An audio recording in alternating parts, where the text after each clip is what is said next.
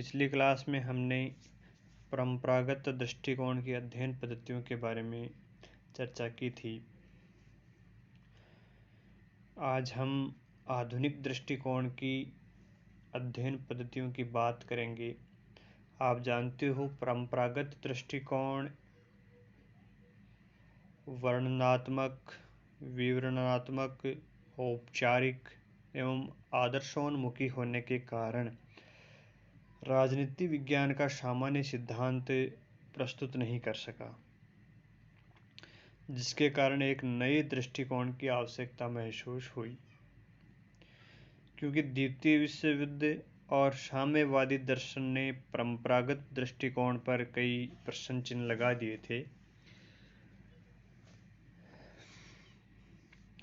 इसलिए राजनीतिक संस्थाओं, राजनीतिक व्यवहार के अध्ययन के लिए एक नए दृष्टिकोण की आवश्यकता पैदा हुई और इस नए आधुनिक दृष्टिकोण का प्रारंभ व्यवहारवादी क्रांति से माना जाता है। हालांकि इस नए दृष्टिकोण के प्रारंभ की कोई सीमा रेखा या निश्चित तिथि का निर्धारण नहीं किया जा सकता। वो इसलिए क्योंकि परंपरागत दृष्टिकोण और आधुनिक दृष्टिकोण दोनों के जो मूल अंतर है, दोनों दृष्टिकोणों में जो मूल अंतर है वो कोई तिथि या काल नहीं है, बल्कि अध्ययन पद्धतियों में अंतर है। परंपरागत दृष्टिकोण में आदर्शवादी, ऐतिहासिक, कानूनी अध्ययन पद्धतियों का अध्ययन के आधार पर राजनीति विज्ञान का अध्ययन किया जाता था और आधुनिक दृष्टिकोण में वैज्ञानिक, मनोवैज्ञानिक, अंतर अनुशासनात्मक जैसी नवीन पद्धतियों के आधार पर राजनीति विज्ञान का अध्ययन किया जाता है। तो आपके बात ये समझ में आ गई होगी कि परंपरागत दृष्टिकोण और आधुनिक दृष्टिकोण में अंतर हम किसी तिथि के आधार पर नहीं कर सकते, बल्कि इन दोनों में अंतर का मुख्य आधार अध्ययन पद्धतियां हैं। राजनीतिक संस्थाओं और राजनीतिक व्यवहार के अध्ययन को वैज्ञानिक स्वरूप प्रदान करने के लिए विद्वानों ने जो नई पद्धतियां, नवीन प्रवृत्तियां विकसित की, उन्हें राजनीति विज्ञान का आधुनिक दृष्टिकोण कहा जाता है।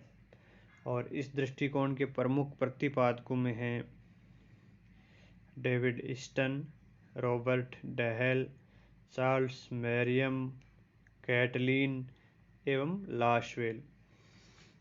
तो आइए हम आधुनिक दृष्टिकोण की अध्ययन पद्धतियों पर चर्चा करते हैं। आधुनिक दृष्टिकोण की पहली जो पद्धति है वो है समाज वैज्ञानिक पद्धति।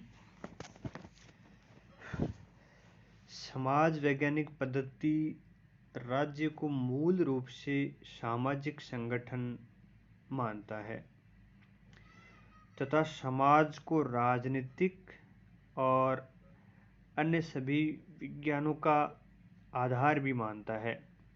समाज वैज्ञानिक पद्धति राज्य को सामाजिक संगठन मानता है और अन्य जो विषय हैं, अन्य जो विज्ञान हैं, उनका आधार भी वो समाज को ही मानते हैं। समाज वैज्ञानिक पद्धति के विचारकों का मानना है कि किसी भी देश के राजनीतिक यथार्थ को समझने एवं इसकी व्याख्या करने के लिए हमें लोगों की सामाजिक व्यवस्था का अध्ययन करना जरूरी होता है। किसी भी देश या किसी भी क्षेत्र विशेष की अगर राजनीतिक व्यवहार का, राजनीतिक यथार्थ का, लोगों की राजनीतिक समझ का अगर अपने को अध्ययन करना है तो समाज वैज्ञानिक पद्धति के अनुसार उस क्षेत्र के लोगों का जो सामाजिक व्यवस्था है उसका हमें पहले अध्ययन करना पड़ेगा। उस सामाजिक व्यवस्था को समझने के बाद में ही हम उस क्षेत्र के लोगों के राजनीतिक व्यवहार को समझ पाते हैं। तथा इस पद्धति के विचारकों का ये भी मानना है कि समाज विज्ञान में पर्याप्त सामग्री उपलब्ध है जिसकी सहायता से राजनीतिक व्यवहार के यथार्थपरक या वास्तविक नियमों का निर्धारण किया जा सकता है। एक वैज्ञानिक थे मैक्स वेबर, उन्होंने भी कहा है कि समाज विज्ञान को राजनीति विज्ञान का आधार माना जाता है। और समाज वैज्ञानिक पद्धति के प्रमुख विद्वान हैं David Easton, Almond, Comte, Spencer और मैकाइवर। आइए दूसरी पद्धति के बारे में चर्चा करते हैं, मनोवैज्ञानिक पद्धति। मनोवैज्ञानिक पद्धति के समर्थक मनोवैज्ञानिक नियमों के माध्यम से सामाजिक और राजनीतिक संस्थाओं का अध्ययन और उसकी व्याख्या करने का प्रयास करते हैं।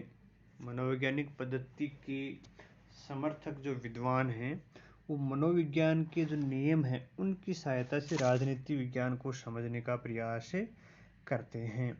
और वर्तमान में बहुत से राजनीतिक विचारकों ने Sigmund Freud, Young, Isaac, McDougall जैसे मनोवैज्ञानिकों की रचनाओं की सहायता से राजनीतिक व्यवहार के नियमों का निर्धारण करने का भी प्रयास किया है। और इसी प्रकार लासवेल ने भी फ्रायड के मनोवैज्ञानिक सिद्धांतों के आधार पर राजनीतिक व्यवहार का अध्ययन किया है, क्योंकि मनोविज्ञान के माध्यम से राजनीतिक विश्वास और व्यवहार के बारे में हम महत्वपूर्ण जानकारी प्राप्त कर सकते हैं।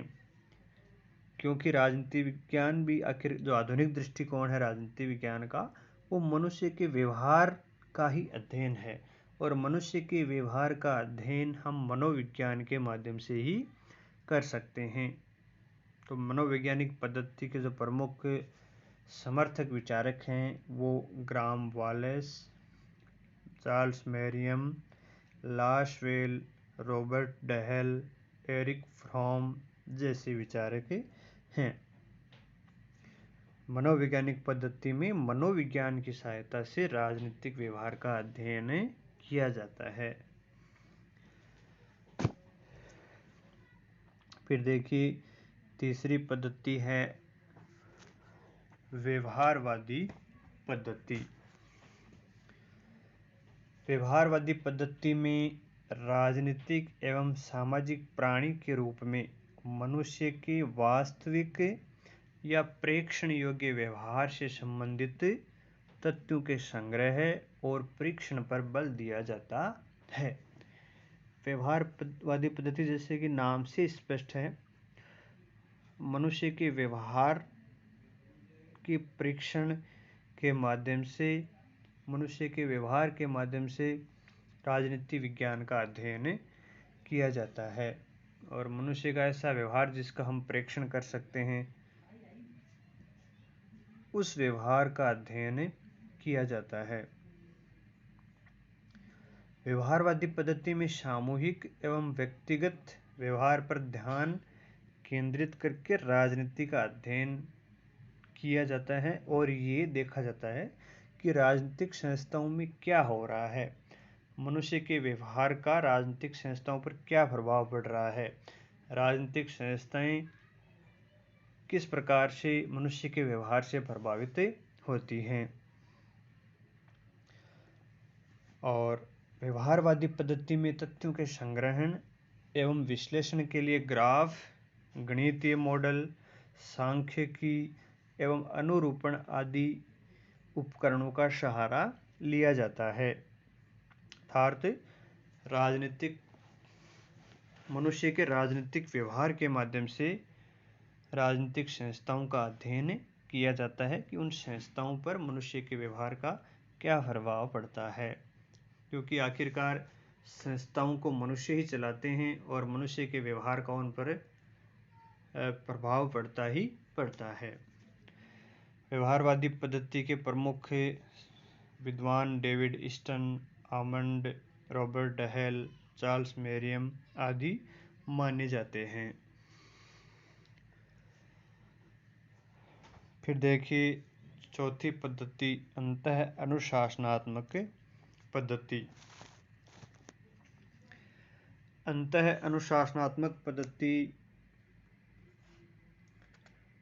में मनुष्य के राजनीतिक व्यवहार को प्रभावित करने वाले गैर राजनीतिक तत्वों